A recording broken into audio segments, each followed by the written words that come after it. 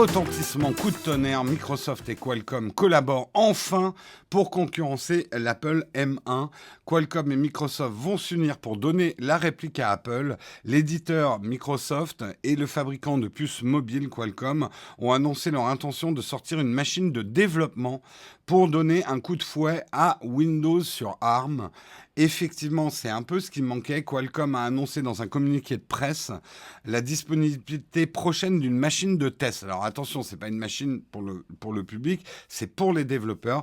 Une machine de test que les développeurs et développeuses pourront commencer avec lesquels les développeurs et les développeuses pourront commencer à créer des applications sur la version ARM de Windows 10. Alors, on regarde un petit peu à quoi ça va ressembler.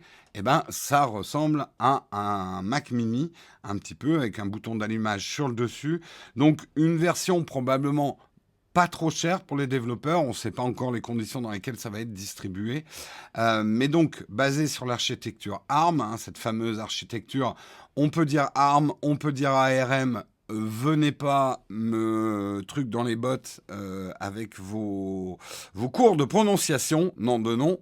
On a le droit de dire les deux, ARM et ARM. Voilà. Plus de débat là-dessus. Donc c'est vraiment effectivement un Mac mini version Windows ARM. L'appareil qui ressemble à un Mac mini n'a pas vocation à devenir une machine commerciale de référence, mais plutôt d'offrir un terrain de jeu et d'expérimentation pour celles et ceux qui veulent explorer et bidouiller la nouvelle version de Windows. Et Dieu sait si Windows a besoin qu'on développe sur sa version ARM. La pression se fait assez énorme sur le marché. Apple est en train de sortir de ses parts de marché habituelles avec le M1. Le M1 est en train de convertir, et c'est la réalité des chiffres, est en train de convertir un certain nombre de gens à passer sous Mac M1, sous Mac ARM. Apple enchaîne les excellents trimestres et affiche une croissance insolente, plus 48% dans le dernier trimestre par rapport à la même période de l'année dernière. Dans ce chiffre, il n'y a pas que les Mac M1, mais les Mac M1, on le vend en poupe. Et nous, on le voit dans, on va dire, la presse tech. Tout le monde parle du M1. On en parle même trop pour certains. Pourquoi on en parle autant ? Parce que Apple a surpris tout le monde.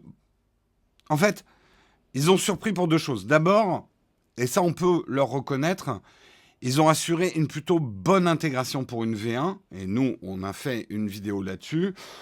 On avait beaucoup de réserves à la sortie des premiers M1, en anticipant un tel changement d'architecture, impliquait tellement de choses, et Apple a plutôt bien réussi la transition, notamment avec Rosetta, l'émulateur, a plutôt réussi la transition. Attention, c'est pas parfait.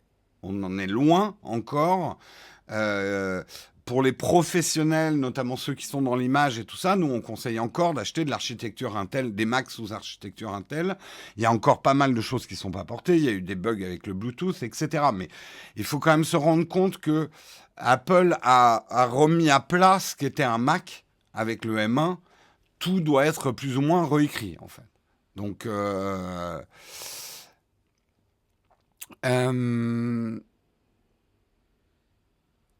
mon iPad 7e génération est pas mal, etc. Mais tout à fait, ça ne met pas les anciens Mac à la poubelle. Mais en tout cas, Apple a marqué les esprits. Et là où ils ont marqué les esprits, c'est que les consommateurs aujourd'hui d'informatique veulent des machines certes puissantes, mais il y a d'autres critères qui sont très importants.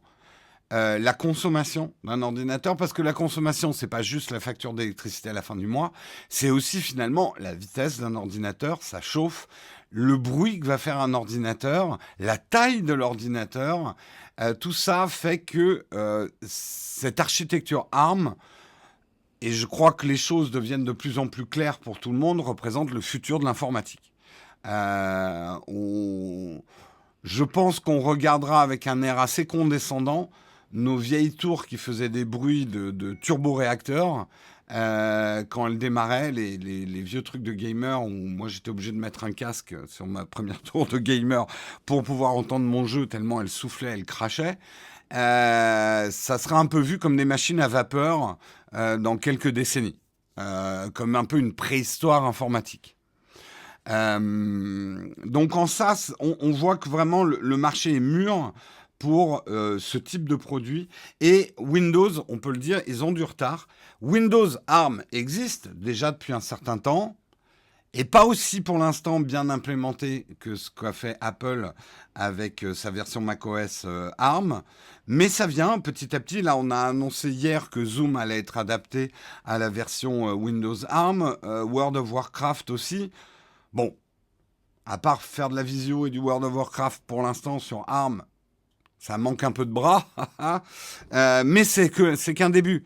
Et justement, avec une plateforme comme ça, Qualcomm Microsoft, les développeurs vont pouvoir adapter le plus vite possible, finalement, leur logiciel, qui était en architecture Intel, 64 bits, etc., à la nouvelle architecture ARM. On espère qu'ils vont aller vite. On voit bien qu'avec le M1, c'est pas si facile que ça. Par exemple, Adobe, comme vous voulez le prononcer, sur Mac M1, tout est en bêta. Donc, tout n'est pas encore complètement déployé pour la nouvelle architecture ARM.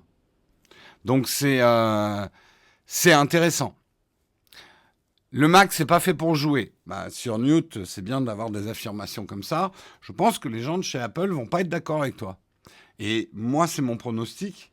Le Mac M1 risque de devenir une machine de gamer dans quelques temps, si ça continue. Le transfert des vidéos lourdes via AirDrop, il faut que je teste la version M1.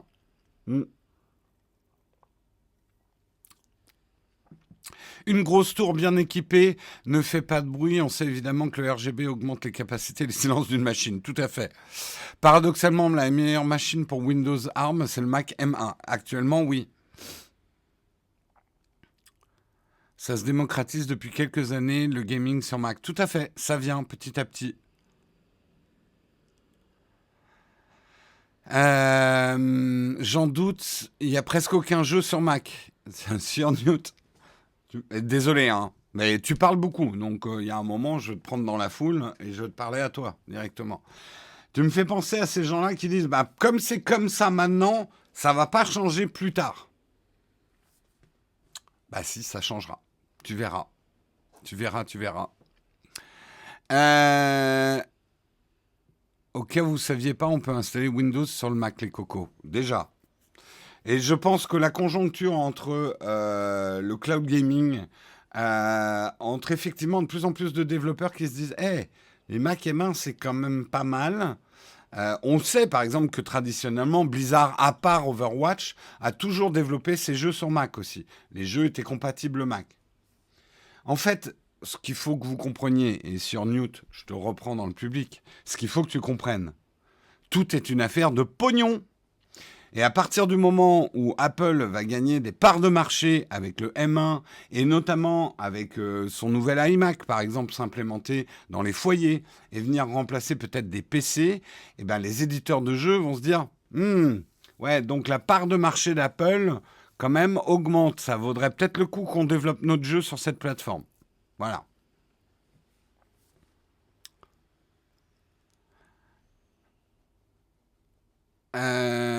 Il y a des tonnes de jeux, juste pas des jeux type gamer. Pour l'instant, encore une fois, voyez plus loin que le moment où vous vivez. Si c'est plus rentable de dev aussi pour Mac, ils vont dev pour Mac. Oui, c'est ça en fait. C'est juste ça. C'est juste comme ça que ça marche. C'est pas forcément la meilleure plateforme qui gagne. C'est celle qui a le plus de parts de marché. Est-ce que je dois vous refaire l'exemple du VHS contre le Betamax dans les années c'était 80, 90 il y avait une plateforme de vidéo, de cassettes vidéo qui était plus performante techniquement, mais le VHS a gagné parce qu'il avait plus de parts de marché et le porno l'a adopté aussi. Quid de la carte graphique? Elle n'est pas mauvaise sur les M1 et Apple, finalement, enlève de l'équation le problème de la carte graphique puisque la carte graphique sera intégrée. Je pense qu'on va... Vous savez, la plupart des joueurs n'ont pas franchement envie de changer leur carte graphique tout le temps. Regardez, quelque part, le marché du jeu vidéo sur ordinateur s'inspire de plus en plus du marché du jeu vidéo sur console. Est-ce que dans les consoles, on change les cartes graphiques tous les 2-3 ans? Non, non.